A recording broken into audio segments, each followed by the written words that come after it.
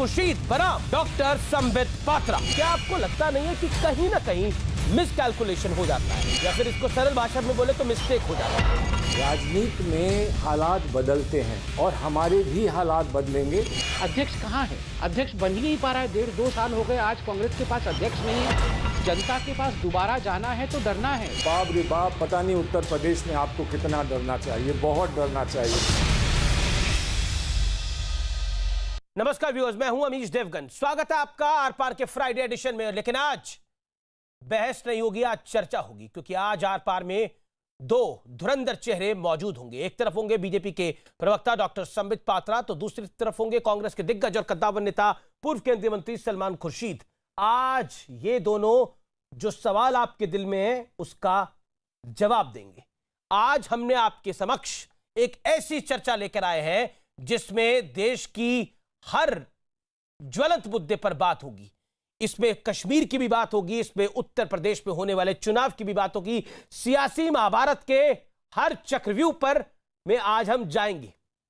बोलने की आजादी तक की बात होगी, सांप्रदायिक सौहार्द की बात होगी, धर्म परिवर्तन गैंग जो उत्तर प्रदेश में एक्सपोज हुआ है उसकी भी बात होगी। आपका प्रतिनिधि यानी आपका रिप्रेजेंटेटिव बनकर मैं कांग्रेस और बीजेपी के इन दोनों धुरंधरों से सभी सवाल पूछूंगा, क्योंकि उत्तर प्रदेश में 2 बच्चों वाले कानून पर चर्चा शुरू हो गई है।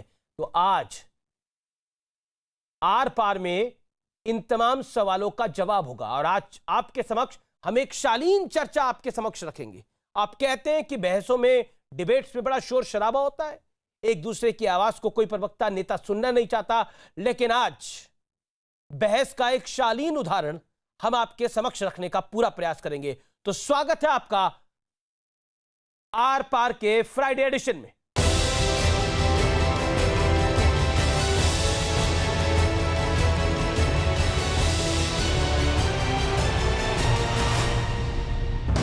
आज आर पार में सामान्य बहस का दिन नहीं,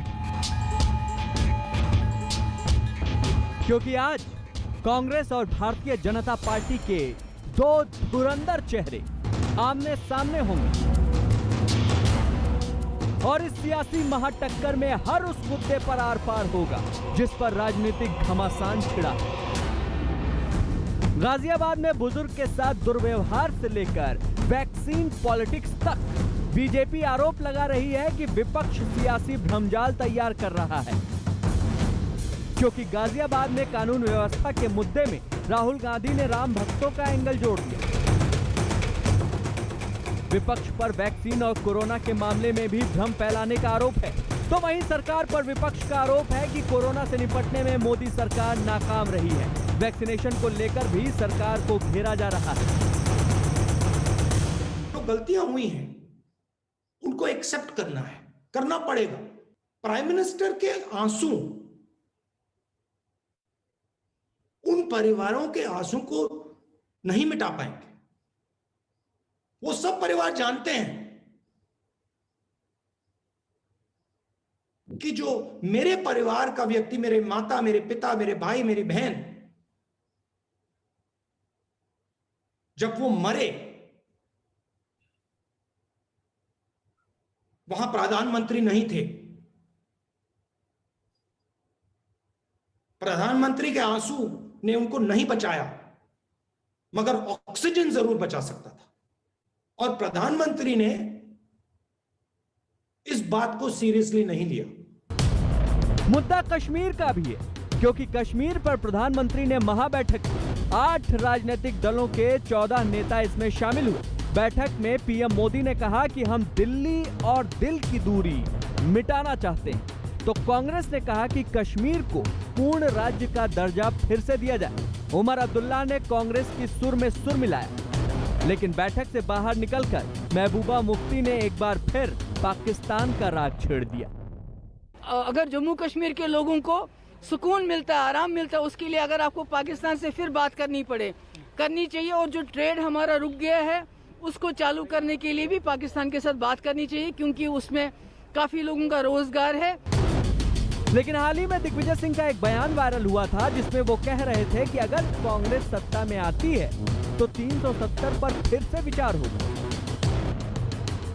क्लब हाउस चैट में एक पाकिस्तानी पत्रकार की मौजूदगी में दिग्विजय सिंह ने यह बयान दिया था। सवाल है कि क्या पूरी कांग्रेस पार्टी ऐसा ही सोच रखती है? इस मुद्दे पर भी सलमान खुर्शीद और संबित पात्रा के बीच सीधा संवाद होगा। लेकिन मुद्दा उत्तर प्रदेश चुनाव का भी है, जहां बीजेपी पुराना रिकॉर्ड तोड़ने का दावा कर रही है, तो उत्तर प्रदेश कांग्रेस में खींचतान मची हुई है। और इस बार अखिलेश यादव कांग्रेस को बिल्कुल भाव देने के मूड में नहीं। धर्म परिवर्तन वाले गैंग पर हुए बड़े खुलासे को लेकर भी सियासत शुरू हो चुकी है। इसके साथ ही पंजाब में कैप्टन वर्सेस सिद्धू का टकराव जारी। तो आज इन तमाम मुद्दों पर होगी जोरदार बहस। दो धुरंधरों की महाटक्कर, सलमान खुर्शीद वर्सेस संबित पात्रा। तो मेरे साथ ये दो मेहमान हैं और आज के कार्यक्रम में दो राउंड होंगे, राउंड 1 और राउंड 2। राउंड 1 में भ्रम की सियासत पर टक्कर होगी और राउंड 2 में उत्तर प्रदेश की राजनीति पर हम बात करेंगे और कश्मीर पर भी हम बात करेंगे। मैं इंट्रोड्यूस करता हूं मेरे साथ कौन कौन इस समय जुड़ रहा है। मेरे साथ दो मेहमान हैं। एक तरफ है पूर्व केंद्रीय मंत्री, कांग्रेस पार्टी के दिग्गज नेता और सुप्रीम कोर्ट के जाने माने वकील सलमान खुर्शीद साहब, और दूसरी तरफ है भारतीय जनता पार्टी के नेता, प्रवक्ता और मणिपुर के प्रभारी डॉक्टर संबित पात्रा। आप दोनों का अभिनंदन है। शुरू करते हैं राउंड 1 से, जो है भ्रम की सियासत। संबित पात्रा, आपकी पार्टी, क्योंकि शुरू के 60 सेकंड आपके, फिर 60 सेकंड सलमान खुर्शीद साहब के रहेंगे। सवाल मेरा सीधा आपसे यह है, आप लोग बार बार आरोप लगाते हैं कि भ्रम की राजनीति कांग्रेस फैलाती है, लेकिन कांग्रेस पलटवार करती है कि इवेंट मैनेजमेंट जो है वो बीजेपी बहुत अच्छे से कर लेती है। भ्रम तो सबसे बड़ा वो है जिन्होंने 2014 से भ्रमजाल फैला रखा है।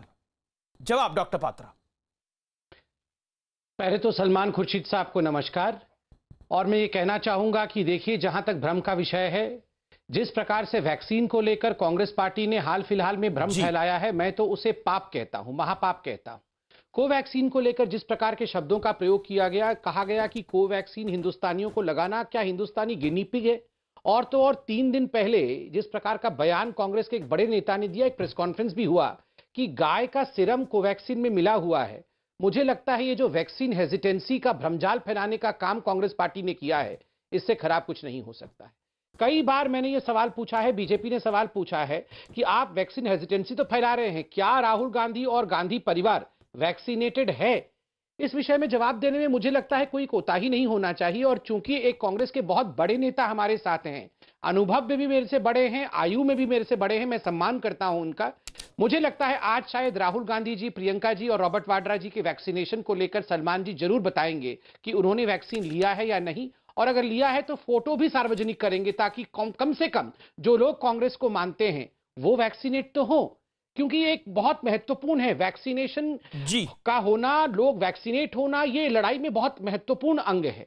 इसलिए मैं आशा करता हूं कि सलमान जी इसका जवाब देंगे। अगर राहुल गांधी जी वैक्सीनेट हुए हैं तो आदरणीय सलमान जी देश को इस खबर से अवगत कराएंगे। जी, मैं खुर्शीद साहब आपका रुख करता हूं। क्या आपको लगता है वैक्सीन के मुद्दे पर सियासत होनी चाहिए? अखिलेश यादव जी ने भी बोला कि मैं बीजेपी की वैक्सीन को नहीं लगवाना चाहता। कांग्रेस ने आरोप लगाया, राहुल गांधी जी ने आरोप लगाया कि बीजेपी की सरकारें मौत के आंकड़ों को छुपा रही हैं। क्या कहना चाहते हैं आप? देखिए, पहले तो संबित पात्रा को मैं भी नमस्कार करूं। संबित पात्रा, मेरा ये सौभाग्य है कि संबित पात्रा एक डॉक्टर हैं, तो इसलिए मुझे उम्मीद है कि डॉक्टर इस संवेदनशील मामले में बहुत सूझबूझ के साथ अपनी बात कहेगा, क्योंकि इनकी डॉक्टर की बात में लोगों को विश्वास होता है। मुझे ना कोई अधिकार है ना जानकारी है कि मेरे अपनी पार्टी में किस किस ने वैक्सीनेशन ले लिया है, लेकिन इतना मैं कह सकता हूं कि मैं पार्टी का सच्चा कार्यकर्ता हूं और मैंने वैक्सीनेशन की दोनों डोजेज़ ले ली हैं। तो कम से कम मेरे बारे में संबित पात्रा जी जो हैं वो कम से कम आश्वस्त होंगे कि मुझे कुछ नहीं होने जा रहा है। मेरी उनसे चर्चा और बातचीत चलेगी। मैं ये बात स्पष्ट कर दूं, कांग्रेस वैक्सीनेशन को सपोर्ट करती है, हमेशा से करती आई है। सिर्फ कोविड वैक्सीनेशन नहीं, हर किस्म के वैक्सीनेशन को यूनिवर्सल प्रोटेक्शन के लिए वैक्सीनेशन को कांग्रेस सपोर्ट करती है और करना चाहिए। अब इसमें कहीं कहीं गाय के सीरम की बात करना और कुछ और करना उन लोगों को शोभा नहीं देता जो गाय को एक बहुत बहुत सम्मान देते हैं और बहुत अपनी जीवन का और भारतीय जीवन का एक बहुत प्रमुख अंग मानते हैं। तो उस बात को काहे छेड़ा जाए। वैक्सीन पर बात बड़ी स्पष्ट है, हम सब वैक्सीन लगाना चाहते हैं। अब किसी को मैनेजमेंट में कोई आपत्ति है कि हम ऐसे करते, आप ऐसे कर रहे हैं, डॉक्टर भी कहते हैं, साइंटिस्ट भी कहते हैं, कहीं ना कहीं लोगों में आपस में इसमें मतभेद है। उस मतभेद को वैक्सीनेशन होना चाहिए, उस पर कोई प्रश्न चिन्ह लगाने की गुंजाइश नहीं होनी चाहिए। जी, संबित पात्रा वो कह रहे हैं कि वैक्सीनेशन को लेकर किसी को आपत्ति नहीं होनी चाहिए, लेकिन सलमान खुर्शीद साहब, ये कांग्रेस के एक नेता ने ही कहा था कि उसमें गाय का सीरम है, हालांकि उसने बाद में अपना ट्वीट को डिलीट कर दिया। इस पर जरूर आप आगे क्लैरिफिकेशन दीजिएगा संबित पात्रा। लेकिन ये भी बात है कि जिस दिन 21 जून था उस दिन तो आंकड़े बहुत अच्छे आए वैक्सीनेशन के, लेकिन उसके बाद गिरावट है। उस पर आप क्या कहना चाहते हैं? इसी पे कांग्रेस तर्ज कस रही है कि इवेंट मैनेजमेंट है।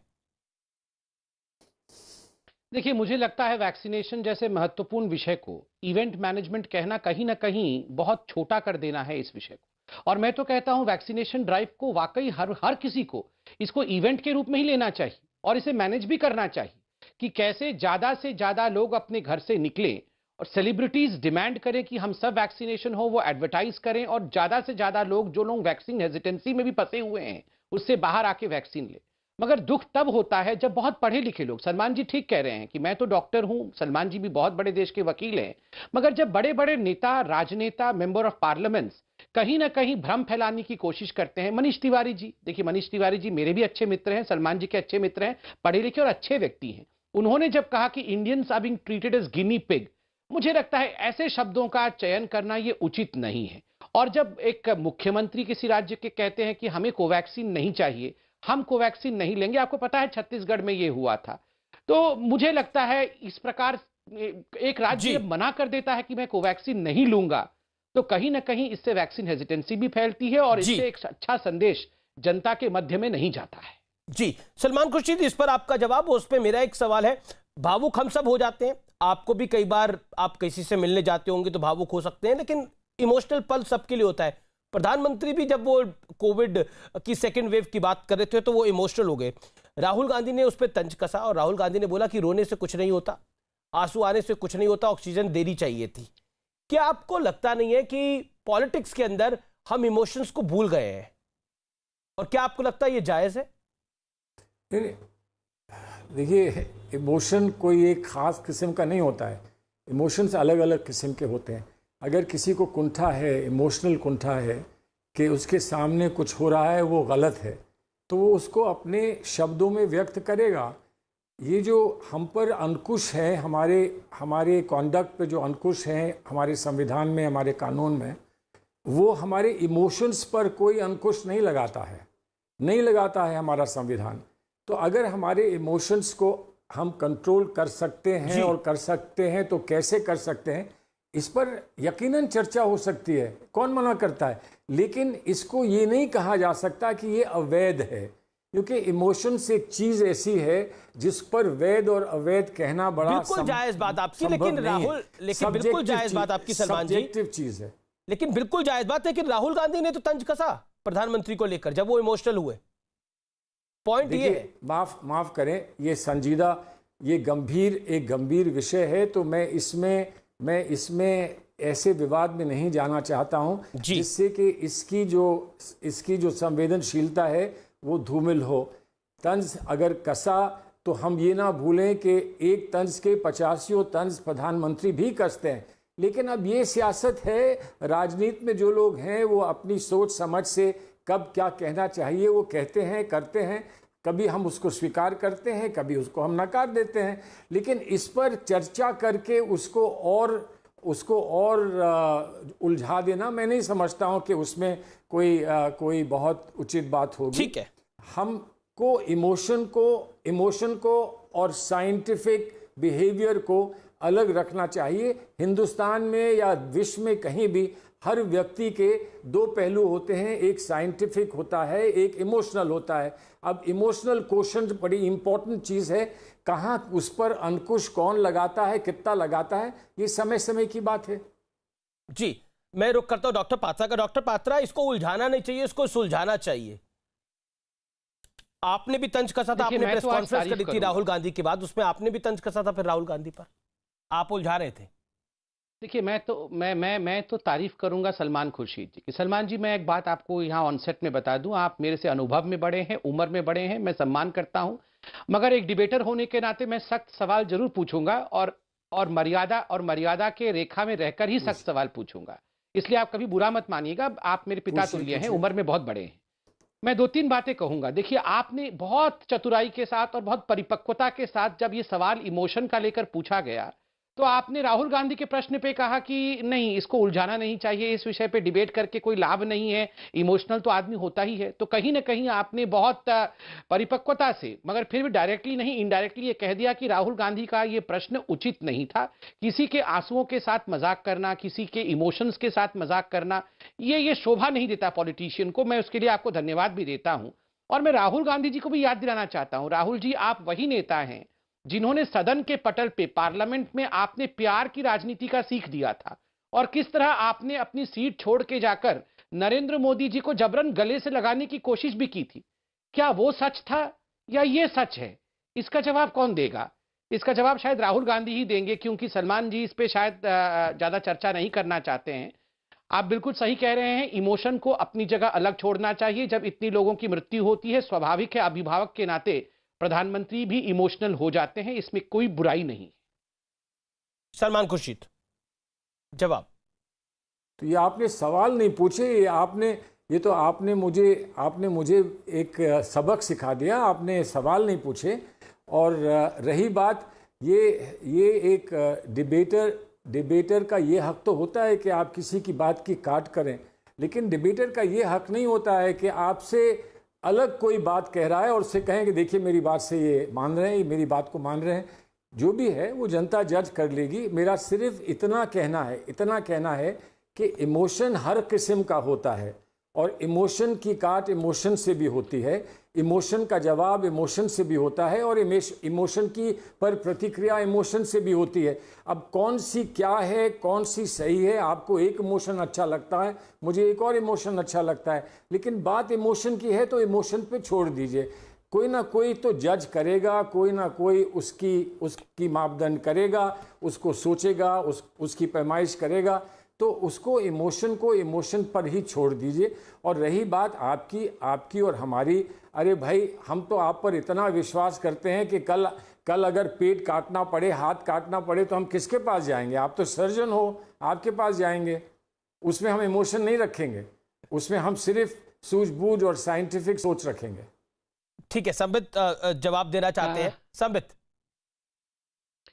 नहीं, ईश्वर करे कभी भी पेट और हाथ या किसी चीज की सर्जरी की आपको या आपके दुश्मनों को भी सर्जरी की आवश्यकता ना पड़े, आप हमेशा स्वस्थ रहे। मगर मैं एक सवाल पूछना चाहता हूं। आपको लगा कि पिछले वाला सवाल नहीं था, सबक था, मगर believe me, this is going to be a question. क्योंकि आपने इमोशन वाला कॉर्ड छेड़ दिया है, और चूंकि आज बैठे हैं आप हमारे सामने बैठे हैं, तो मुझसे भी रुका नहीं जा रहा है। मैं भी एक सवाल पूछना चाहता हूं। आज कांग्रेस की जो स्थिति है, क्या कभी कभी आप लोगों को इमोशनल लगता है? क्योंकि एक समय था जो कांग्रेस पूरे हिंदुस्तान की सबसे बड़ी पार्टी होती थी, पूरे हर राज्य में कांग्रेस का शासन होता था, हर जगह सरकार होया करती थी, आप जैसे वरिष्ठ लोग मंत्री होते थे। आज कांग्रेस की आप स्थिति देखिए।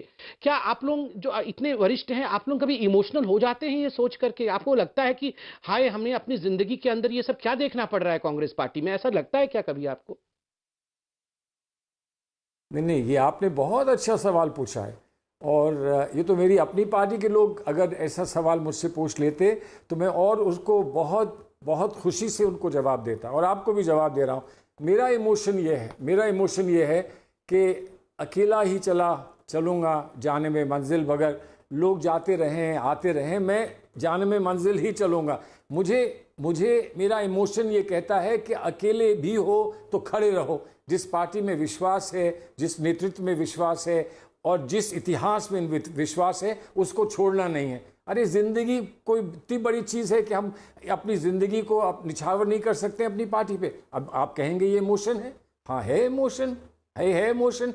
इन चीज़ों में इमोशन ही काम आता है जब आदमी अपना सैक्रिफाइस करने के लिए तैयार होता है, अपनी कुर्बानी देने के लिए तैयार होता है, तो इमोशन का उसमें एक बहुत बड़ा रोल होता है।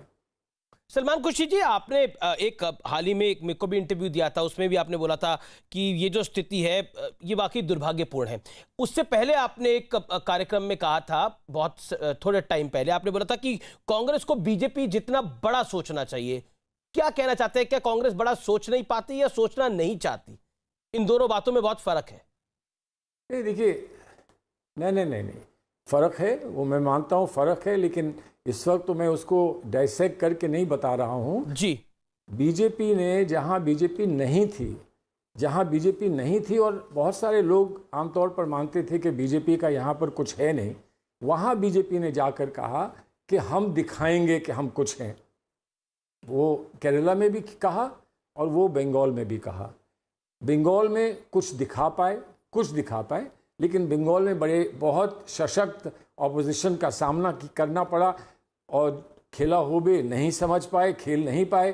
केरला में वैसे ही कोशिश करी, केरला में कुछ नहीं कर पाए, लेकिन बावजूद इसके बीजेपी ने हार नहीं मानी, डर नहीं गए, बैठ नहीं गए, हथियार नहीं डाल दिए। इस पर मैंने कहा था कि अगर बीजेपी ये कर सकती है जहां बीजेपी सिफर है, जीरो है, शून्य है, हम क्यों नहीं कर सकते हैं? तो क्या बीजेपी में कोई अच्छाई हम नहीं सीख सकते हैं? बीजेपी ऐसी दुश्मन हमारी नहीं है कि बीजेपी की जो बात बीजेपी से संबंधित है वो गलत होगी। अगर कोई अच्छी बात है तो उसको समझना, मानना, उसको फॉलो करने में कोई हर्ज नहीं है। आइडियोलॉजी बीजेपी की हम नहीं एक्सेप्ट करते हैं, उसका हम विरोध करते हैं। स्ट्रैटेजी बीजेपी की कहीं कहीं कामयाब हो सकती है, उसको हम फॉलो भी कर सकते हैं, क्यों नहीं कर सकते हैं? लेकिन ये मेरी अपनी राय थी, ये मेरी पार्टी की राय नहीं थी, ये मेरा अपना एक रिएक्शन था। क्योंकि आप फर्रुखाबाद से सांसद भी रहे और आप कॉर्पोरेट अफेयर्स मिनिस्टर भी रहे। जब मैं एक बिजनेस चैनल का संपादक होता था तो आपसे बड़ी मुलाकात भी होती थी। पॉइंट ये है कि वहां पे कहावत फर्रुखाबाद में चलती थी, खुला खेल फर्रुखाबादी।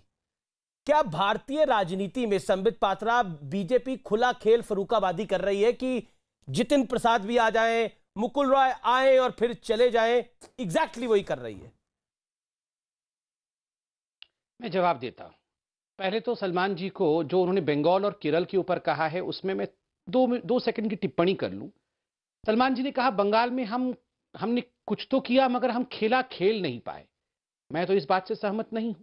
जिस बंगाल के अंदर पहले 2% और उसके बाद 4% हमें मत प्रतिशत मिलता था, जिस बंगाल के अंदर हमें 0 सीटें मिलती थी, बढ़कर 3 सीटें हुई, 3 सीटों से हम 77 सीट पे आए और लगभग 40% मत प्रतिशत पे आ गए हो, वोट शेयर पे आ गए हो। मुझे लगता है खेला तो हुआ है, बहुत बड़ा खेला हुआ है। ये जज्बा बहुत बड़ा होता है। और वही कांग्रेस पार्टी को देखिए सलमान जी, आप सोचिए वो कांग्रेस पार्टी जो कभी शासन में थी बंगाल में, जो कभी मुख्य ऑपोजिशन थी बंगाल में, वो वहां नेस्तनाबूत हो गई। खेला तो छोड़िए, वहां पर उसका खाता तक नहीं खुल पाया। और बंगाल के अंदर जिस प्रकार का अलायंस कांग्रेस पार्टी ने किया, कम्युनिस्ट पार्टी के साथ आपने बंगाल में अलायंस किया, और केरल की बात आप कर रहे थे, उसी केरल में जाके आप कम्युनिस्ट पार्टी के खिलाफ लड़ रहे थे। नतीजा क्या हुआ कि केरल में भी आपकी सरकार बन नहीं पाई, जबकि केरल में एक साइक्लिकल चेंज हमेशा होता रहता है।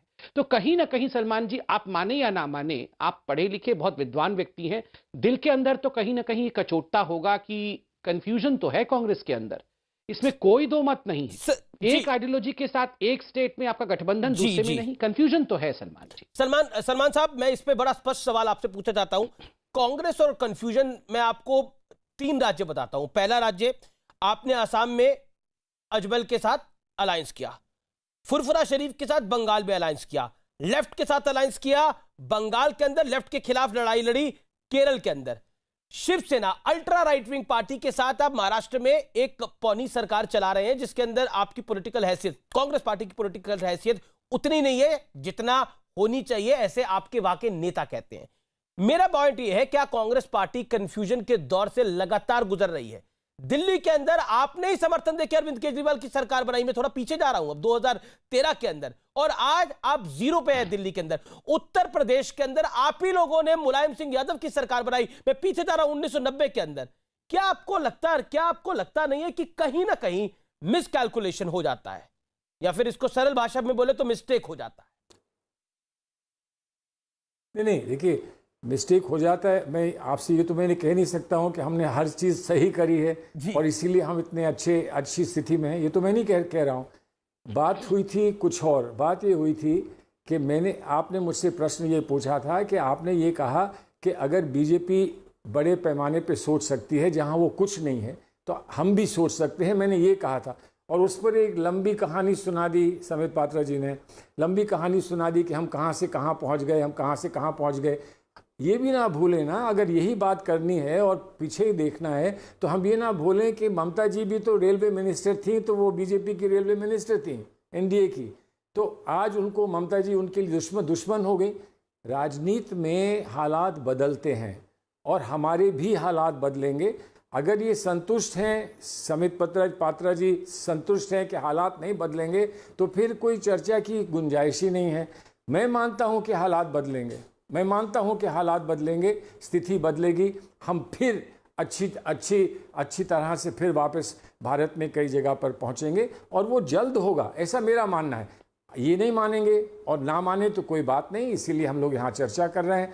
हम में कन्फ्यूजन नहीं था। हमारी पॉलिटिक्स में आप बहुत कहेंगे तो ये कहेंगे कि कॉन्ट्रडिक्शंस हैं, लेकिन कॉन्ट्रडिक्शन भारतीयता में हैं। हम लोग अपने आप को कभी कुछ कह देते हैं, कभी कुछ कह देते हैं। कॉन्ट्रडिक्शन हमारी आज फॉरेन पॉलिसी में है, कॉन्ट्रडिक्शन आज बीजेपी जो कर रही है उसमें है, कॉन्ट्रडिक्शन इसमें है कि उन्होंने शिवसेना को अलग कर दिया, छोड़ दिया। तो कॉन्ट्रडिक्शन पॉलिटिक्स में होते हैं। कॉन्ट्रडिक्शंस के बिना पॉलिटिक्स नहीं होती, नहीं होना चाहिए कॉन्ट्रडिक्शन। अच्छी बात होगी सलमान साहब, लेकिन ये कॉन्ट्रडिक्शन बड़ा नहीं है। सलमान साहब 10 सेकंड में इसका जवाब दीजिए। ये कॉन्ट्रडिक्शन बड़ा नहीं है। Ultra right wing party Maharashtra में शिवसेना आपके साथ, दूसरी तरफ बंगाल में फुरफुरा शरीफ, और असम में अजमल, और केरल के अंदर मुस्लिम लीग। मतलब जहां जिस पे मौका मिले चौका मारना। देखिए, ऐसा पर वो चौका नहीं लग रहा। नहीं, चौका मारने की बात नहीं है।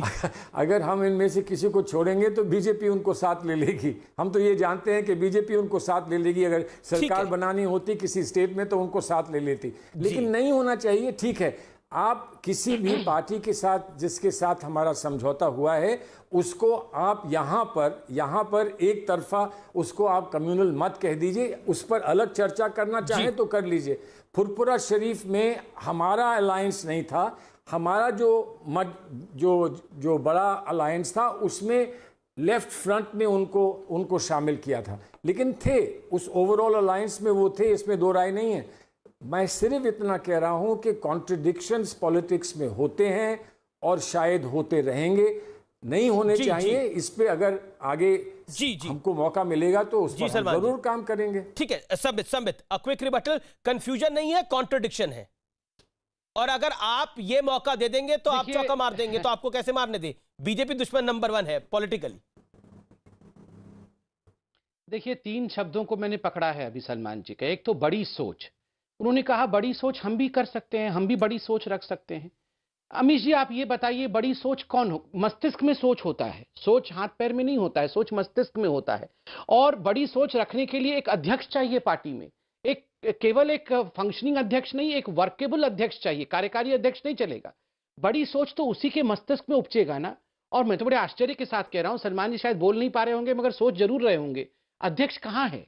अध्यक्ष बन ही नहीं पा रहा है। 1.5-2 साल हो गए, आज कांग्रेस के पास अध्यक्ष नहीं है। तो ये बड़ी सोच पर सोनिया जी है, madam Gandhi number 1। Sambit, madam Gandhi है। मैंने कहा ना कार्यकारी अध्यक्ष कभी भी इतने बड़े पार्टी को, इतने बड़े जहाज को किनारे नहीं लगाता है। आपको वर्किंग प्रेसिडेंट चाहिए जो परफॉर्म करता हो, जो ग्राउंड में हो। नंबर 2 जो शब्द इन्होंने प्रयोग किया वो है हालात बदलेंगे, भविष्य में हम भी ऊपर आएंगे। सही बात है, हर बच्चा कहता है कि मैं क्लास में कभी ना कभी टॉपर तो बनूंगा ही, मगर उसके लिए परिश्रम करना पड़ता है, उसके लिए मेहनत करनी पड़ती है। अब चादर टान के हम सो जाएं और हम सपने देखें कि हम भविष्य में टॉपर बन जाएंगे, तो फिर लोग उसे मुंगेरी लाल के हसीन सपने कहेंगे, वो एक हार्ड वर्किंग स्टूडेंट के सपने नहीं होंगे। जी जी जी। कहां है हार्ड वर्क आज कांग्रेस पार्टी में? आज मैं कंप्लीट कर रहा हूं, लास्ट में बहुत अच्छी बात कही, contradiction Indian way of life में है, कॉन्ट्रडिक्शन पॉलिटिक्स में होता है, मगर हां, अगर आटे में नमक के भाव के रूप में कॉन्ट्रडिक्शन हो तो सक्सेसफुल होगा, मगर पूरा आटा कॉन्ट्रडिक्शन होगा और नमक के भाव में डेमोक्रेसी होगी तो फिर वो कंफ्यूजन कहलाएगा, वो कॉन्ट्रडिक्शन नहीं कहलाता है। मैं राउंड नंबर 2 की तरफ बढ़ा हूं और ये उत्तर प्रदेश और कश्मीर के ऊपर बात होगी। उत्तर प्रदेश की सियासत से सलमान खुर्शीद पनपे हैं, आगे बढ़े हैं। राउंड 2, खुर्शीद साहब, राउंड नंबर 2 जो है वो आपकी जिस प्रदेश से आप आते हैं उसकी पॉलिटिक्स को लेकर है। बंगाल में जो खेला होना था हो गया, अब उत्तर प्रदेश के खेले की बारी है और उत्तर प्रदेश में आपके करीबी मित्र, आपके छोटे भाई जितिन प्रसाद ने बीजेपी का दामन थाम लिया है। बीजेपी ने अपनी तैयारी शुरू भी कर दी है। उत्तर प्रदेश का खेला आप सलमान खुर्शीद साहब कैसे देखते हैं? हमारे लिए तो बात बड़ी स्पष्ट है। मुझे आश्चर्य है कि भारतीय जनता पार्टी को आज तक कांग्रेस और विभिन्न पार्टियों के नेताओं की आवश्यकता है। बंगाल में ऐसा ही किया जी, आंध्र प्रदेश में ऐसा ही किया, और जगह भी ऐसे ही कर रहे हैं, और उत्तर प्रदेश में भी वो ढूंढते फिर रहे हैं। जहां उत्तर प्रदेश में उनको इतना बड़ा बहुमत मिला है, वो अभी संतुष्ट नहीं हैं, शायद डरे हुए हैं, सहमे हुए हैं कि हम सरकार चला नहीं पाए अच्छी तरह, तो इसलिए हमको अब उन लोगों की आवश्यकता है जिनकी छवि अच्छी है या जिन्होंने कभी कोई पद ग्रहण किया था और उस पर अच्छा काम किया। तो ठीक है, वो ले जाना चाहते हैं, ले जाएं, हमको कोई इसमें आपत्ति नहीं है, वो ले गए हैं। अब जैसे आपने कहा, सचिन मेरे छोटे भाई की तरह थे, जितिन थे और उनके पारिवारिक संबंध हमारे उनसे थे। अब उन्होंने अपना एक निर्णय लिया, हम उसका सम्मान करते हुए हमने उनको विदा कर दिया। ठीक है, उनका निर्णय है, अब उनको सफलता मिले ना मिले वो आगे समय बताएगा। जी, लेकिन मेरा सवाल यह है कि संबित, इस पर आप अपना जवाब दीजिएगा, लेकिन उससे पहले सलमान खुर्शीद एक 30 सेकंड में जरूर जवाब दे दीजिए। क्या आपको लगता नहीं है कि कांग्रेस उत्तर प्रदेश के अंदर जिस पॉलिटिक्स को फॉलो करती है, सेकुलरिज्म, लेकिन अभी आप हाल ही के इंसिडेंट में देखिए, गाजियाबाद में लॉ एंड ऑर्डर का विषय था जिसमें ट्विटर के ऊपर आपके 2 नेताओं ने एक ऐसा वीडियो चला दिया जो असल में थी नहीं, सिचुएशन ही नहीं थी, वहां पे मामला कुछ और था, लेकिन उस पूरे विषय को कहीं ना कहीं सांप्रदायिक बनाने की कोशिश की गई। देखिए, एक विषय पर अभी पूरी जांच तो हुई नहीं है, और अगर किसी ने उस पे कोई त्रुटि करी और उस पर कोई गलती करी, तो हम ये मत भूलें कि परिप्रेक्ष्य क्या है। परिप्रेक्ष्य ये है कि उत्तर प्रदेश में नहीं बल्कि उत्तर प्रदेश के अलावा और कई प्रांतों में ऐसे वारदात बहुत सारे हुए हैं, और जैसी राजनीति करी जा रही है और जो बातें कही जाती हैं, उससे लोगों को ऐसा लगता है कि अगर कोई ऐसी घटना घटती है तो उसका कहीं ना कहीं संबंध उस बातचीत से या उस विचारधारा से अवश्य होगा। तो अगर वो सतर्क नहीं है और इस बात को मानते हुए कुछ कह देते हैं जो असत्य हो या सत्य ना हो, तो ठीक है, उनकी गलती है, लेकिन जांच तो होनी है ना, पता तो चलना चाहिए कि अगर जो हुआ तो वो क्यों हुआ। दाढ़ी तो हिंदू की भी होती है, मुसलमान की भी होती है, लेकिन जब दाढ़ी वाली बात आती है तो उसमें उसको एक धर्म के साथ जोड़ना, क्या आपको लगता नहीं नाजायज? मुसलमान से क्यों उसमें समाजवादी पार्टी की भी एक नेता ने नहीं जोड़ना चाहिए ना। किस ने दाढ़ी पर इस ऐसे वार किए हैं या दाढ़ी पर ऐसी टिप्पणी की है, उसमें कहाँ मुसलमान हैं और कहाँ हिंदू हैं? कि किसी हिंदू की दाढ़ी पे तो ऐसी टिप्पणी नहीं होती, तो मुसलमान की दाढ़ी पे क्यों करते हैं? मुसलमान क्या कपड़े पहनते हैं, ये बात क्यों कही जाती है सार्वजनिक रूप से? तो इसलिए सच्ची बात यह है कि जहां ऐसा होता है वो गलत है, और वो भारतीय जनता पार्टी के अच्छे नेताओं को, जैसे संबित पात्रा हैं, इनको भी स्वीकार करना चाहिए कि ये हमारी नीति नहीं है, ना होगी, और अगर ऐसा होता है तो वो गलत होता है। संबित पात्रा जवाब। देखिए सलमान जी की एक बात से मैं सहमत नहीं हूं। सलमान जी ने कहा मुसलमान के ड्रेस के बारे में क्यों चर्चा होती है, जब हिंदू के ड्रेस के बारे में तो कभी चर्चा होती नहीं है। सलमान जी, कांग्रेस पार्टी वह पार्टी है जिसने भगवा आतंकवाद टर्म कॉइन किया था। और आपको याद होगा सलमान जी, जयपुर का वो दृश्य, जयपुर में आप लोगों का अधिवेशन था, मंच पे सोनिया जी मौजूद थी, मंच पे मनमोहन सिंह बतौर प्रधानमंत्री मौजूद थे, राहुल गांधी वाइस प्रेसिडेंट के रूप में पहली बार लॉन्च हुए थे, और वहां शिंदे जी का भाषण और जिस प्रकार से उन्होंने आतंकवादी कैंप के विषय में संघ को लेकर, बीजेपी को लेकर और भगवा आतंकवाद शब्द कॉइन किया, पी चिदम्बरम जी ने उसे रिपीट किया और कई नेताओं ने आपका उसको रिपीट किया गया। तो ये कहना कि हिंदुओं के ऊपर आप आक्रमण नहीं करते हैं, ये बिल्कुल बिल्कुल बिल्कुल गलत है। दूसरी बार आपने कहा कि उत्तर प्रदेश में हम शायद डरे हुए हैं कि शायद हमारी जमीन खिसक रही है इसलिए हम नेता ले रहे हैं। देखिए सलमान खुर्शीद जी, इतने बड़े बहुमत के बाद भी, इतना अच्छा प्रदर्शन के बाद भी डरे हुए रहना ये बहुत अच्छी निशानी है। ये एरोगेंस नहीं होना चाहिए कभी भी कि हमारे पास इतना बड़ा बहुमत है, हम कभी डरेंगे नहीं। बिल्कुल जनता के पास दोबारा जाना है तो डरना है कि मैंने सही काम किया नहीं किया है, यह आकलन लगातार चलना चाहिए। मुझे तो डर इस बात का है कि कांग्रेस पार्टी के मन में आज भी वो डर नहीं, कांग्रेस पार्टी के मन में कहीं ना कहीं, बुरा मत मानिएगा, आपके लिए नहीं कह रहा हूं, कहीं ना कहीं एरोगेंस बैठा हुआ है कि इतने वर्षों तक हम ही किंग थे और हम ही फ्यूचर किंग हो गए। कहीं ना कहीं ये कांग्रेस पार्टी के मन में बैठा हुआ है। जी सलमान खुर्शीद, और वैसे मजाक में सलमान जी से एक बात कहना चाहूंगा, मजाक में सलमान जी के मुंह से आज गलती से सचिन निकल गया जितिन के बदले। कुछ सचिन जी का भी कुछ चल रहा है क्या सलमान जी आपके? चलिए, अब मुझे लगता है कि सचिन निकल कुछ गलतियों को हसीन गलती मान के इग्नोर कर देना चाहिए। सलमान जी बोलिए। नहीं, वो तो आप मुझे बता दीजिए कि आप किसी और पर क्या अपनी कोई चाल चलेंगे तो आप बता दीजिए, कम से कम सच्चाई सामने आ जाएगी। चलिए, जैसा भी है, अच्छी बात है। आप थोड़ा सा ह्यूमरस मजाक करते रहें और हमारी चर्चा ऐसे ही चलती रही, एक खुशगवार चर्चा हो, उससे बेहतर और क्या हो सकता है। लेकिन आपने उत्तर प्रदेश की बात करी कि थोड़ा सा सतर्क रहना चाहिए, थोड़ा सा इस बात का डर रहना चाहिए कि हमसे कोई गलती तो नहीं हुई। तो अगर डर इस बात का आपको होना चाहिए कि गलती तो नहीं हुई, तो बाप रे बाप, पता नहीं उत्तर प्रदेश में आपको कितना डरना चाहिए, बहुत डरना चाहिए। ये मेरा सुझाव है आपको। लेकिन बहरहाल आप डरें ना डरें, वो आपका अपना फैसला है। उत्तर प्रदेश में हम ये चाहते हैं कि हम उत्तर प्रदेश को एक बार फिर उस जगह पर ला सकें जहां उत्तर प्रदेश का अधिकार है और उत्तर प्रदेश का हक है।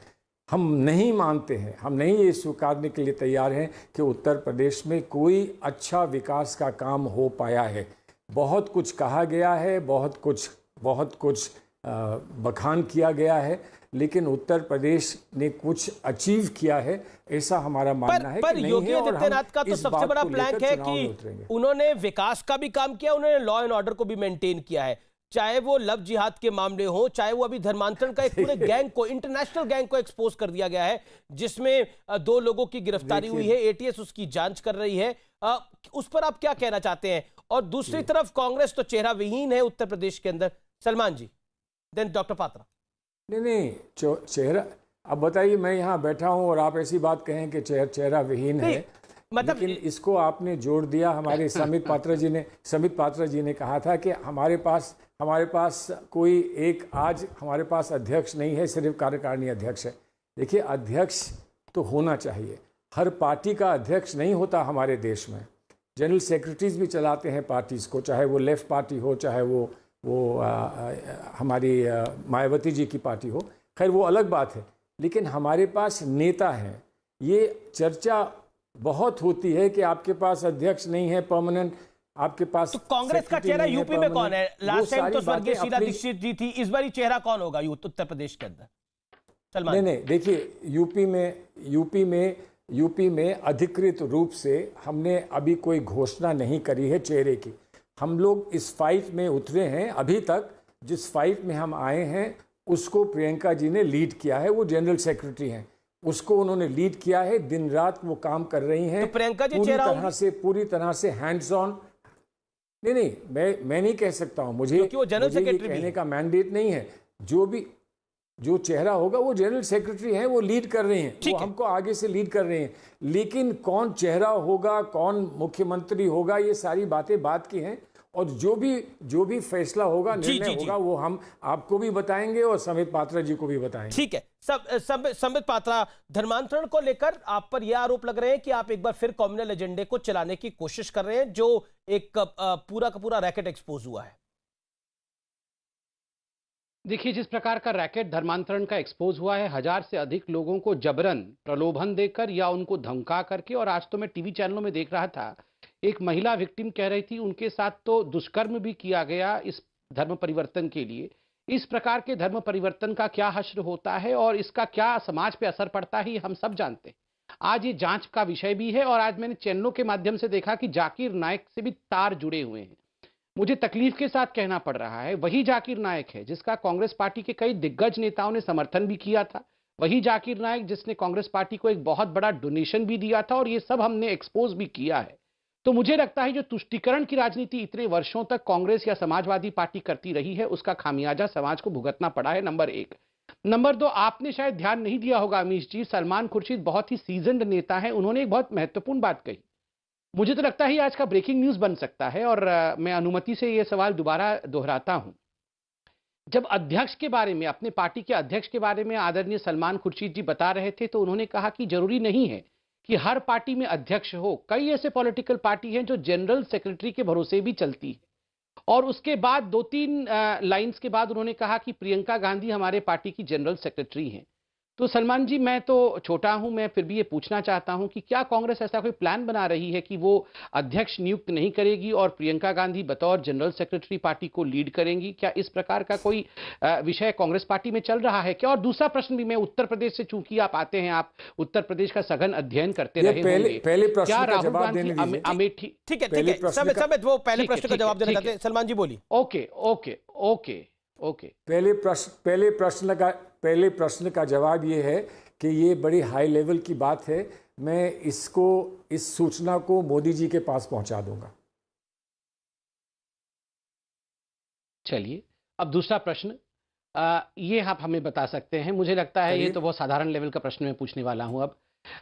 क्या अमेठी में राहुल गांधी जी उत्तर प्रदेश के चुनाव के समय कैंपेन करने आएंगे, वहां कैंप डाल के कुछ दिन रुकेंगे? ये बहुत साधारण लेवल का है, कैंपेनिंग का ही विषय है, इस पे आप ये मुझे बता सकते हैं आप?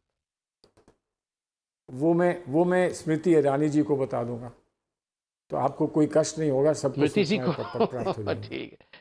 वक्त एक ब्रेक का है, ब्रेक के बाद भी संबित पात्रा बनाम सलमान खुर्शीद जारी रहेगा। कि कई लोगों का एक डबल स्टैंडर्ड होता है। जब अखलाक की लिंचिंग होती है या अखलाक की मृत्यु होती है, तो उस समय जांच के लिए कोई वेट करने के लिए तैयार नहीं होता है। उस समय इन्फ्रेंस इंस्टेंट होता है कि हां, अखलाक को आरएसएस और बीजेपी ने मार दिया। उस समय कोई नहीं कहता है हम वेट करेंगे, कोर्ट का इन्वेस्टिगेशन हो जाने दीजिए, पुलिस की तफ्तीश हो जाने दीजिए। मगर जब हिंदुओं के साथ अत्याचार होता है, तो जो स्टैंडर्ड स्टेटमेंट होता है वो होता है हम इंतजार करेंगे। जी सुनिए, एक तरफा है तो ये मुझे बता दें कि जब अखलाक का या कोई और लिंचिंग हुई थी तो इन्होंने कुछ कहा था कि अभी रुक जाइए।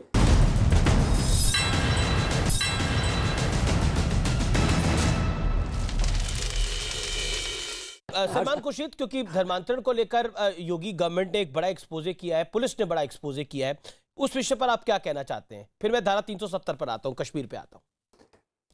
देखिए, मैं पहली बात बता दूं, हमारे देश में कानून बड़ा स्पष्ट है। कानून बड़ा स्पष्ट है। धर्मांतर अगर किया जाता है और उसमें प्रलोभन दिया जाता है या उस पर कोई ज़बरदस्ती की जाती है तो वो गलत है, अवैध है, और उस पर कार्रवाई होती है और होती रहेगी। ये बड़ा स्पष्ट है। तो इसमें किसी को कोई संकोच की आवश्यकता नहीं है। लेकिन इसके अलावा सुप्रीम कोर्ट के फैसले हैं।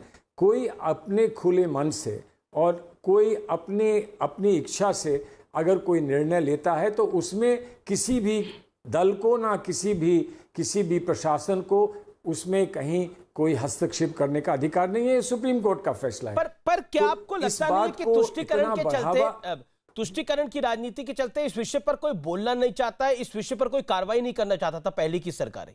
अब कार्रवाई हो रही है तो ये अच्छी बात है। आप तुष्टीकरण को तुष्टिकरण को भूल जाइए। सुप्रीम कोर्ट ने थोड़ी तुष्टिकरण किया था जब सुप्रीम कोर्ट ने कहा था, हादिया के केस में ये कहा था कि अगर किसी का अधिकार है तो ये भी अधिकार है कि मैं किसके साथ जीवन अपना व्यतीत करना चाहती हूँ और किस धर्म में रहना चाहती हूँ। मन से कोई करे तो अच्छी बात है, इसलिए तो कोई किसी को तकलीफ नहीं होगी। लेकिन अगर ये मन की तो बात है, ये माफ करें, ये मन की बात है ना। लेकिन आजकल वो फ्रेजेस भी नहीं इस्तेमाल कर सकते हैं बिकॉज बहुत लोगों ने मोनोपोली कर ली है। आप जानते हैं कि पुलिस का प्रोसिक्यूशन सक्सेस की परसेंटेज उत्तर प्रदेश में या इस देश में कितनी है? 6% है, 6%। तो कहने के लिए आप एफआईआर में कुछ भी कह सकते हैं, लेकिन उसमें सच कितना निकलता है ये तो जब बाद में कोर्ट में मामला जाता है तभी पता लगता है। तो अभी से ये कह देना कि पुलिस ने ऐसा कहा है, पुलिस ने ऐसा कहा है, तो अब उसके बाद कोई उस पर कोई प्रश्न चिन्ह नहीं लगा सकता। पहले कोर्ट में जाने दीजिए, मामला कोर्ट में फैसला होने दीजिए। संबित पात्रा, आप लोग पहले एक्शन में आ रहे हैं, असल में कोर्ट में मामला जाएगा, कन्विक्ट होगा, उसके बाद की कहानी होनी चाहिए। देखिए अमीश जी, जहां तक ये जबरन धर्मांतरण का विषय है, उत्तर प्रदेश में बहुत सारे साक्ष्य टीवी के माध्यम से जो पीड़ित है वो खुद रख रहे हैं हमारे सामने। तो मैं तो कहता हूं साक्षात को प्रमाण की क्या आवश्यकता है, पीड़िताओं ने अपनी व्यथा को व्यक्त किया है। कई लोगों का एक डबल स्टैंडर्ड होता है। जब अखलाक की लिंचिंग होती है या अखलाक की मृत्यु होती है तो उस समय जांच के लिए कोई वेट करने के लिए तैयार नहीं होता है। उस समय इन्फ्रेंस इंस्टेंट होता है कि हां अखलाक को आरएसएस और बीजेपी ने मार दिया। उस समय कोई नहीं कहता है हम वेट करेंगे, कोर्ट का इन्वेस्टिगेशन हो जाने दीजिए, पुलिस की तफ्तीश हो जाने दीजिए। मगर जब हिंदुओं के साथ अत्याचार होता है तो जो स्टैंडर्ड स्टेटमेंट होता है वो होता है हम इंतजार करेंगे जी, अभी कोर्ट कहेगा उसके बाद हम इस पे कहेंगे। तो कहीं ना कहीं ये सेक्युलरिज्म का एक अपभ्रंशित हिस्सा हम हिंदुस्तान में कई वर्षों से देखते आ रहे हैं। सलमान खुर्शीद, सेक्युलरिज्म क्या एक तरफा है जो बीजेपी का लगातार आरोप होता है, जो अमित शाह का भी आरोप रहता है, जो प्रधानमंत्री का भी आरोप रहता है? सुनिए, एक तरफा है तो ये मुझे बता दें कि जब अखलाक का या कोई और लिंचिंग हुई थी तो इन्होंने कुछ कहा था कि अभी रुक जाइए, पता करते हैं, उसके बाद आपको बताएंगे। इन्होंने क्या कहा था, मैं इनकी बात को मान लूँगा, स्वीकार कर लूँगा। रही बात पुलिस के इन्वेस्टिगेशंस की, वो तो कानून है हमारे मुल्क में कि पुलिस इन्वेस्टिगेशन स्टेज पर कहीं पर कोई प्रेस स्टेटमेंट भी नहीं दे सकती है। ये तो सुप्रीम कोर्ट ने कहा है कि ये गलत है, जो हो रहा है वो गलत है। लेकिन कहीं ना कहीं जो भी तथ्य सामने आते हैं वो आप लोग पेश करते हैं, अखबार में आता है, कुछ ना कुछ इम्प्रेशन प्राइमा फेशी लोग बनाते हैं, प्रथम दृष्टि से कुछ ना कुछ इम्प्रेशन बनता है।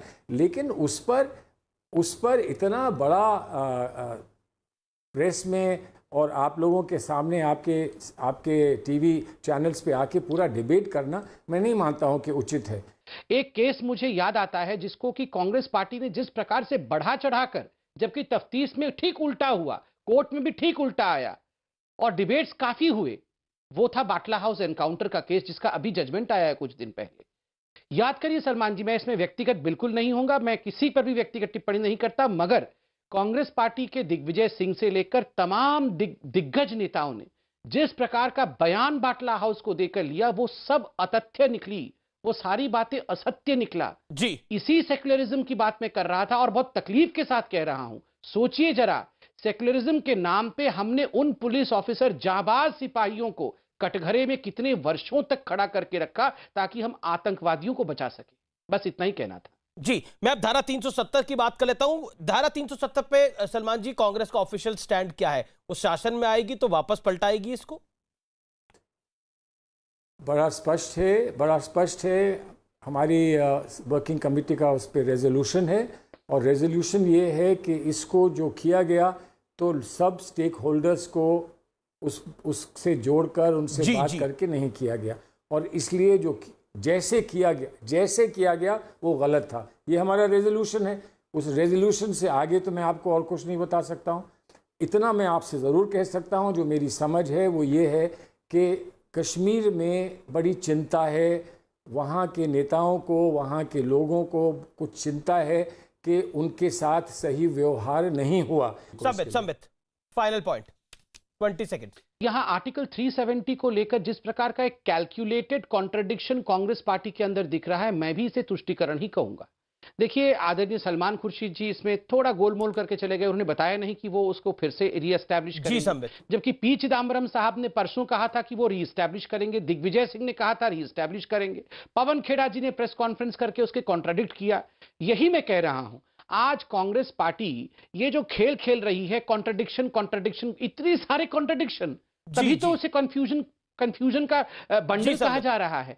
देखिए, आप आर्टिकल 370 वापस लाने के लिए सोच सकते हैं, आपका ये इंडिविजुअल उपाय हो सकता है, मगर आज मैं इस मंच पे कह रहा हूं, हम ऐसा होने नहीं देंगे। मैं आप दोनों का शुक्रिया करता हूं, आपका दोनों का बहुत बहुत शुक्रिया हमारे साथ जुड़ने के लिए। नमस्कार।